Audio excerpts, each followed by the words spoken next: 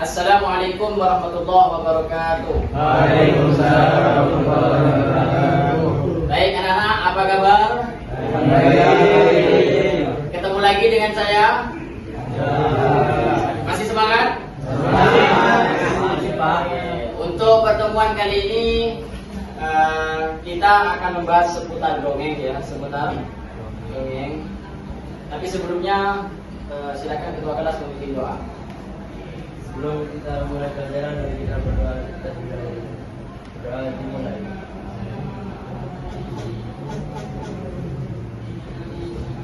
Doa selesai. Baik anak-anak, sebelum saya mulai, apakah ada di antara kalian yang pernah membaca ataupun pernah mendengarkan kisah dongeng? Dongeng apa? Syukur dan perigi. Syukur dan Perigi, Dan gudang. Maling Gundang, Mini Duku. Mini Depo. Kisah apa itu? Satu dongeng. Oh, Gantun. Apa lagi? Yang pernah baca mendengarkan kisah dongeng? Si kancing. Si Kancil. Apa lagi? Bawang merah, bawang putih. Bawang merah, bawang putih. Apa lagi? Cinderella. Cinderella. Oke, sudah banyak ya. Baik anak-anak.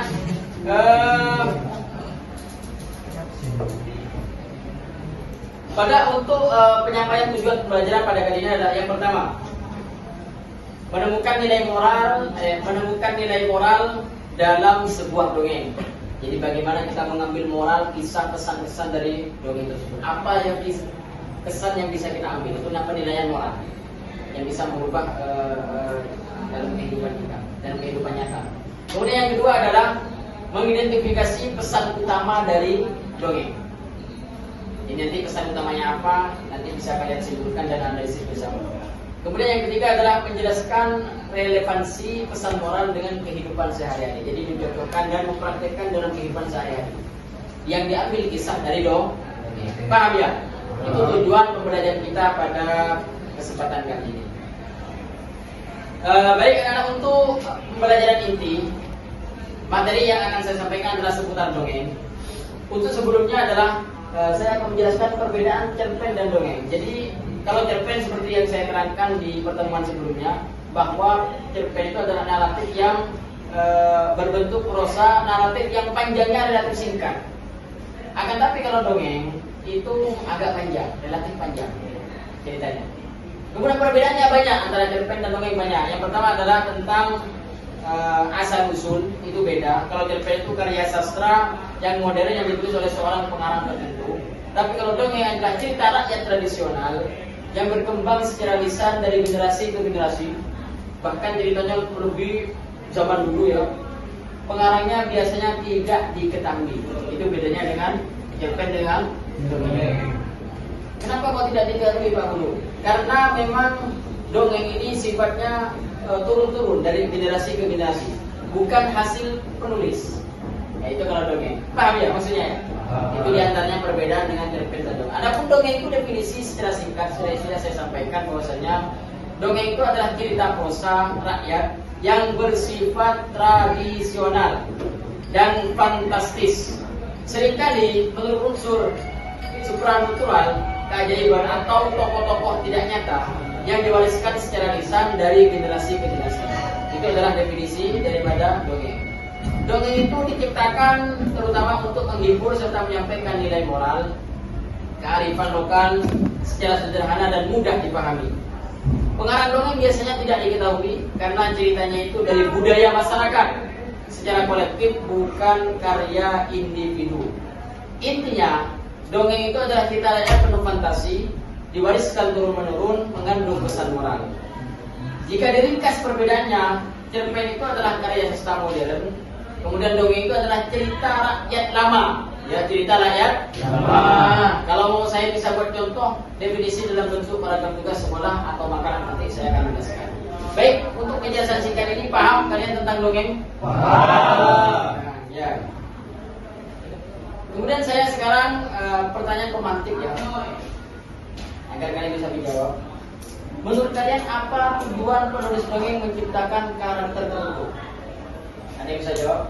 Apa tujuan penulis itu menciptakan dongeng apa? Tadi sudah saya sampaikan ini. Apa? Silakan. Supaya melestarikan cerita-cerita rakyat dahulu.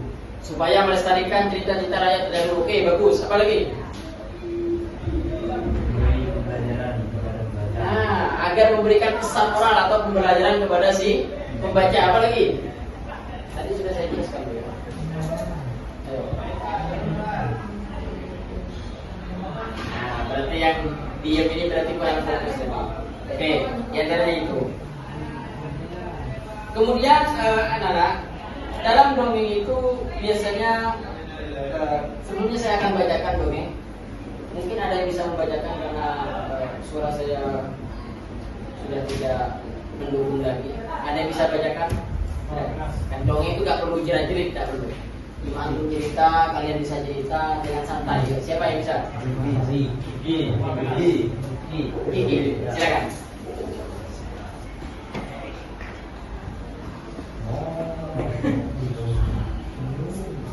Baca semua? Iya. Pelan-pelan santai, resapi. Gadis penjual korek api.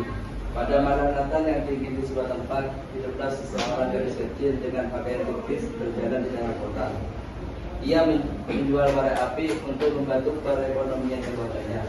Gadis itu berjalan dari rumah ke rumah, tetapi tidak ada yang mau membeli korek apinya. Ia pun semakin kedinginan dan lapar. Akhirnya gadis itu duduk di sudut jalan dan menyalakan satu korek api. Ia melihat sebuah tungku api yang hangat. Gadis itu pun membungkuk di atas tungku api itu untuk menghangatkan diri. Ketika korek api itu padam, tungku api itu pun menghilang. Gadis itu menyalakan korek api lagi, dan kali ini ia melihat sebuah meja makan yang penuh dengan makanan. Gadis itu pun mulai makan. Ketika korek api itu padam, meja makan pun menghilang. Gadis itu menyalakan korek api lagi, dan kali ini ia melihat sebuah pohon Natal yang indah. Jadi gadis itu pun tersenyum bahagia. Ketika korek api itu padam, pohon Natal pun menghilang. Gadis itu menyalakan korek api akhirnya, dan kali ini ia melihat neneknya yang sudah meninggal. Nenek teriak sang gadis, "Bawa aku pergi bersamamu. Aku tidak tahan dengan dingin dan kelaparan ini." Neneknya pun memeluknya erat. Gadis itu pun merasa sangat bahagia. Keesokan paginya, orang-orang menemukan gadis itu tergeletak di jalan, sudah meninggal. Di tangannya masih tergenggam korek api yang terbakar. Setelah membaca yang dibacakan dongeng ini, sekarang saya tanya, apa pesan moral atau pesan utama dalam dongeng ini? Ada yang bisa jawab? Ada yang bisa jawab? Pesan utamanya apa? Dalam dongeng ini, kisah apa? Ayo, amin. Membantu perekonomian keluarga. Membantu perekonomian keluarga, bagus. Apa lagi? Samuranya. Jadi si gadis membantu perekonomian keluarga ya. Oke, bagus. Yang lain, apa yang bisa kita ambil pesan moral dalam dongeng yang dibacakan oleh anak dari Ruki tadi?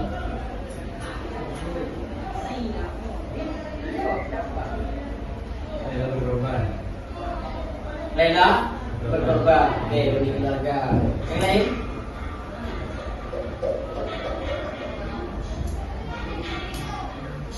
Memiliki semangat pantang menyerah. Memiliki semangat pantang menyerah. Oke, yang lain? Bagus. Oke, sudah banyak tadi yang saya. Jadi banyak kisah yang bisa disampaikan dari dongeng ini. Nanti setelah ini saya meminta kepada kalian untuk mendiskusikan dan menganalisis lebih dalam apa yang terkandung dalam dongeng ini. Silakan untuk kelompok. Jadi bisa seperti kelompok pertemuan sebelumnya, bisa dianalisis dan diskusikan. Ya, kelompok 1, kelompok 2. Ini beda dengan pertemuan sebelumnya. Kali ini saya akan menyuruh kalian untuk menganalisis inti daripada dongeng ini, loh. Bukan per kalimat, tapi apa? Inti. Silakan. Sebisanya 1 menit. Saya kasih waktu berapa? 1 menit. Saya akan memandu diskusi ini. Kalau ada yang perlu ditanyakan, silakan.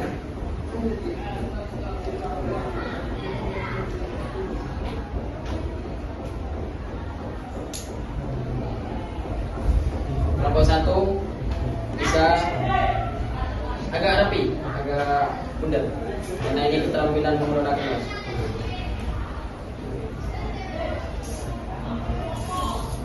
Perwakilan kelompok 1 siapa? Yang lain? Oh, hari itu Lutfi. Kelompok 2? Doni. Kelompok 3? Nopal. Kelompok 4? Adit. Oke. Bagaimana perjuangan seorang gadis ini untuk bisa kalian bisa memberikan pesan moral?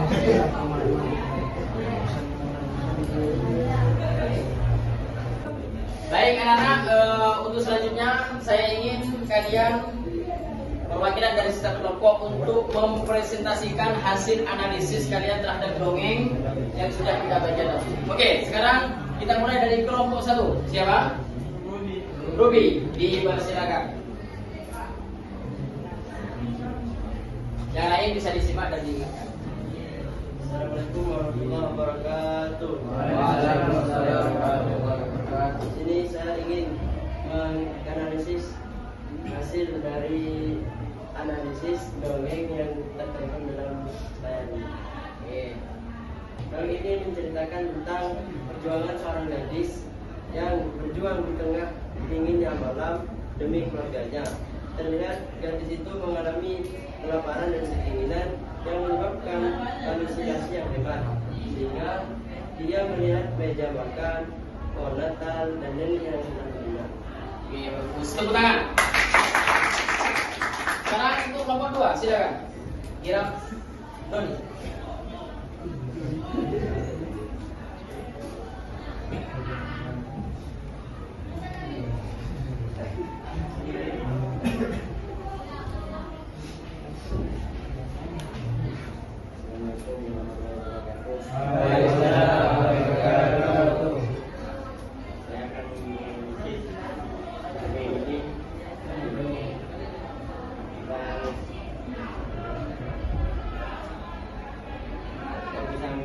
Hikmah dari cerita ini masih bisa bersyukur apa yang kita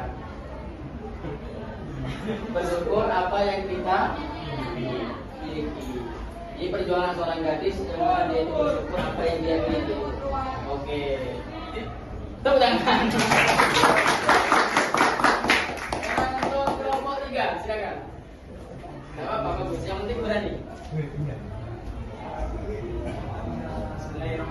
Assalamualaikum warahmatullahi wabarakatuh. Waalaikumsalam.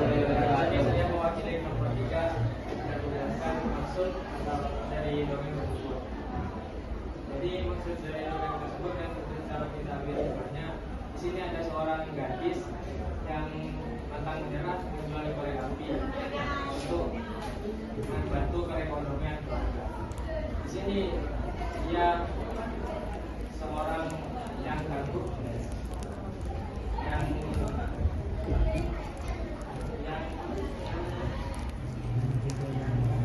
Tangguh, terus berkorban.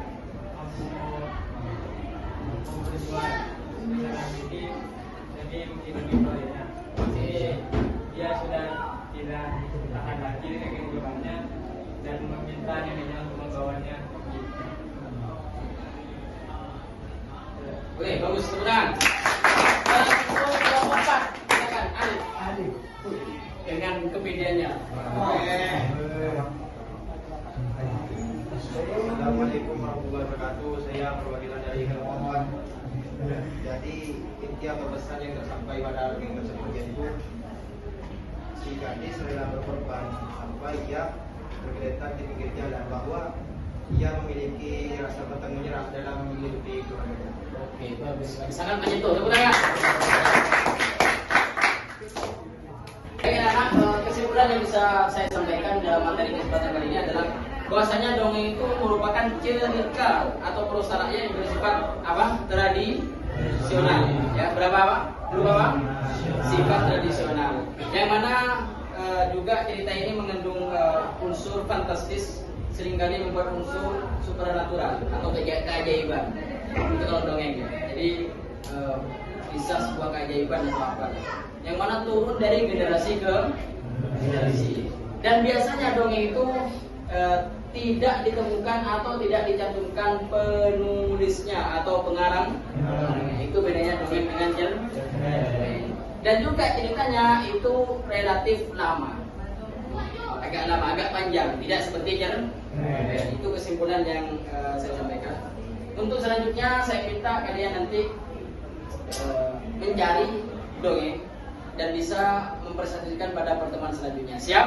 Siap. Itu saja yang dapat saya sampaikan pada kesempatan kali ini. Mudah-mudahan apa yang saya sampaikan, tema pada kesempatan kali ini, pada pertemuan kali ini memberikan manfaat dan berkah. Amin. Amin. Untuk selanjutnya penutup doa kami pasrahkan kepada ke-14. Sebelum kita akhiri pelajaran ini, kita pasrahkan beliau berdoa. Selesai. Baik anak-anak, karena ini merupakan pertemuan terakhir, tidak ada kesalahan dari awal sampai akhir. Saya praktek mengajar pada kesempatan kali ini. Apabila ada kesalahan, saya mohon maaf besar-besarnya. Dan apabila ada kebaikan dan kemanfaatan untuk kalian, yang mana materi dari awal sampai akhir saya terangkan, mudah-mudahan memberikan manfaat untuk semuanya. Amin. Itu saja yang dapat saya sampaikan. Kurang lebihnya saya mohon maaf sebesar-besarnya. Wassalamualaikum warahmatullahi wabarakatuh. Waalaikumsalam.